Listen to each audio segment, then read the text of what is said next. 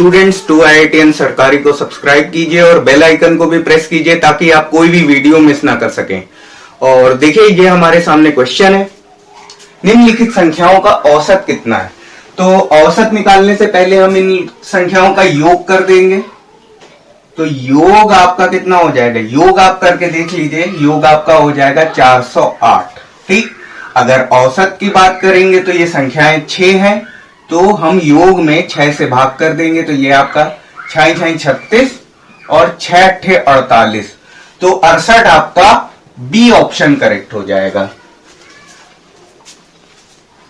तो ये क्वेश्चन है, प्रथम 100 धन पूर्णांकों का औसत हमसे पूछ रहा है। ठीक, तो इसके लिए आप लोगों ने ट्रिक पढ़ी है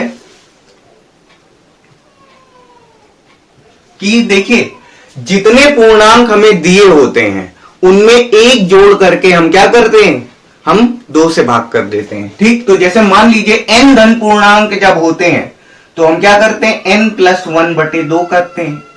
ठीक, लेकिन क्वेश्चन हमें दे रहा है 100 धन पूर्णांक, तो 100 धन पूर्णांक है तो n बराबर कितना हो जाएगा, n बराबर 100 हो जाएगा। तो 100 + 1/2, तो ये आपका हो जाएगा 101/2 और ये आपका हो जाएगा 50.5। तो 50.5 आपका सी ऑप्शन करेक्ट है।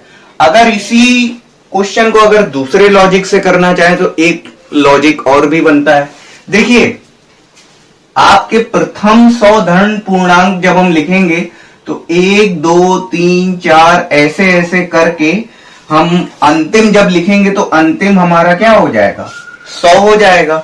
ठीक, और आपको बताया है मैंने कि अगर हमें सीरीज अगर हमें कोई श्रेणी अगर समांतर श्रेणी में दी होती है तो उसका जो औसत होता है प्रथम पद प्लस अंतिम पद बटे 2। ठीक, तो ये आपका हो जाएगा प्रथम पद, ये आपका हो जाएगा अंतिम पद, दोनों को जोड़ देंगे और 2 से भाग कर देंगे। तो ये आपका 101/2, तो यहां से भी आपका कितना आ जाएगा, 50.5। ठीक, चाहे आप इसको फॉलो करके कर लीजिए, चाहे आप इसको फॉलो करके कर लीजिए, दोनों में समय बराबर ही लगेगा।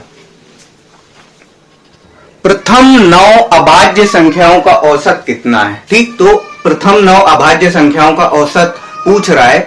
तो देखिए पहले बात करेंगे अभाज्य संख्याओं के बारे में। तो अभाज्य संख्याएं होती क्या हैं, जो संख्याएं खुद के पहाड़े से और एक के पहाड़े से विभाजित होती हैं उसको हम बोलते हैं अभाज्य संख्याएं। ध्यान से समझिए, जैसे कोई संख्या है, जैसे मान लीजिए कि 2 की अगर हम बात करें तो 2 को अगर विभाजित अगर हम करें, 2 को विभाजित करें तो या तो वो 1 से विभाजित होगा या स्वयं 2 से विभाजित होगा, इसके अलावा और किसी संख्या से विभाजित नहीं होगा।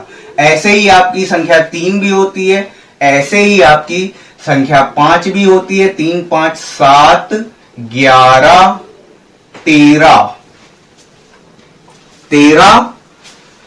17 19 23। ठीक, कितनी हो गई, 3 3 6 2 8। ठीक, और आपकी लास्ट आपकी हो गई 29। ठीक, तो इन संख्याओं को अगर आप देख रहे हैं तो इन सभी संख्याओं में एक बात कॉमन है कि ये जो संख्याएं हैं ये एक के पहाड़े से विभाजित हो सकती है और स्वयं के पहाड़े से विभाजित हो सकती है और किसी संख्या के पहाड़े से विभाजित नहीं हो सकती। जैसे अगर हम 15 लें, ठीक, तो 15 हमारी अभाज्य संख्या नहीं है। क्यों, क्योंकि देखिए 15 आपकी 3 से भी विभाजित हो सकती, 5 से भी विभाजित हो सकती है, 15 से भी हो सकती है और 1 से भी हो सकती। अगर ये केवल और केवल 15 और 1 से विभाजित होती, इससे 3 से और 5 से विभाजित नहीं होती, तो हम इसको अभाज्य संख्या कह सकते थे। लेकिन ये 3 और 5 से भी विभाजित होती, इसलिए हम इसको अभाज्य संख्या नहीं कहेंगे। ठीक, अब अगर हमें औसत बताना है, तो औसत बराबर क्या हो जाएगा, ये आपका हो जाएगा योग बटे संख्याएं, तो योग बटे 9। ठीक, कुल संख्याएं कितनी है, 9 संख्याएं हैं, योग आपका हो जाएगा 100/9। ठीक है, तो ये आपका अगर हम इसको मिश्रित भिन्न में लिखेंगे तो ये आपका हो जाएगा 11 सही 1/9। तो 11 सही 1/9 आपका डी ऑप्शन करेक्ट है। प्रथम 10 सम प्राकृत संख्याओं का औसत हमसे पूछ रहा है। ठीक, तो देखिए जो आपकी प्रथम 10 सम प्राकृतिक संख्याएं क्या होंगी, किस तरीके से होंगी? आपकी जो संख्याएं होंगी वो आपकी 2, 4, 6, 8, 10 और इस तरीके से आपकी बढ़ती रहेंगी। ठीक, तो प्रथम 10 प्राकृतिक संख्याओं का हमसे औसत पूछ रहा है। ठीक, तो आप इन सभी संख्याओं में आप देख रहे हैं कि ये सारी संख्याएं क्या है, 2 से विभाजित हो रही हैं। और सम संख्याओं का जब हम औसत बताते हैं तो उसके लिए आपकी एक ट्रिक होती है। ट्रिक आपकी ये होती है कि ये जितनी संख्या में होती है, अगर मान लीजिए n संख्याएं हैं तो औसत आपका हो जाएगा n+1।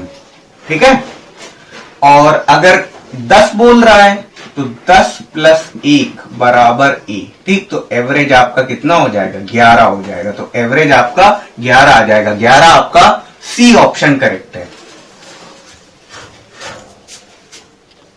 क्वेश्चन है 100 से कम सभी विषम संख्याओं का औसत।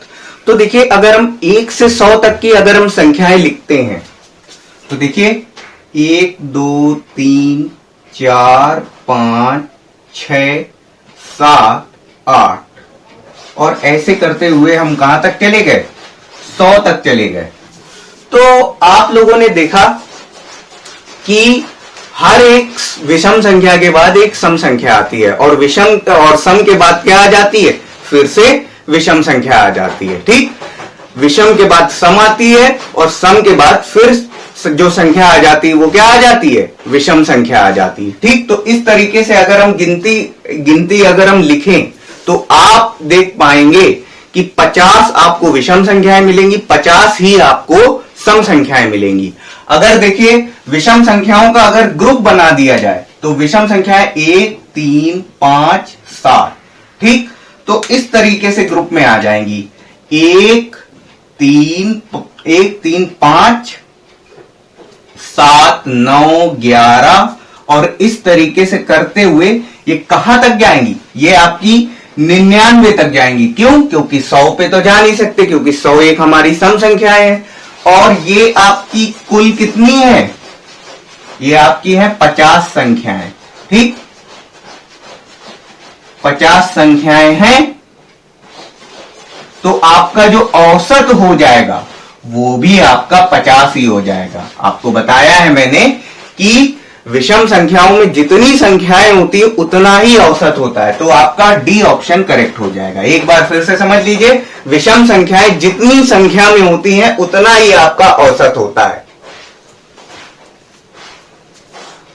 3 के प्रथम 5 गुणजों का औसत हमसे पूछ रहा है।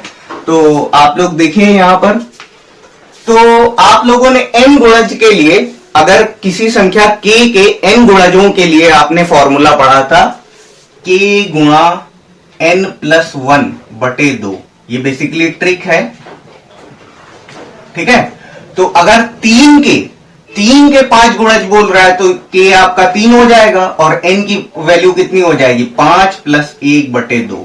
तो ये आपका हो जाएगा 3 × 6/2। ठीक, काटेंगे, ये आपका हो जाएगा 9। ठीक, या दूसरा लॉजिक आप ये रख सकते हैं कि देखिए पहला गुणज तो स्वयं 3 होगा, पांचवा गुणज आपका कितना हो जाएगा, 15। दोनों को जोड़ दीजिए और 2 से भाग कर दीजिए तो आपको मिल जाएगा 9। तो 9 आपका बी ऑप्शन करेक्ट है। प्रथम 10 प्राकृतिक संख्याओं के वर्गों का औसत हमसे पूछ रहा है। तो देखिए n प्राकृतिक संख्याओं के लिए आप लोगों ने ट्रिक पढ़ी थी, n+1 गुणा 2n+1/6।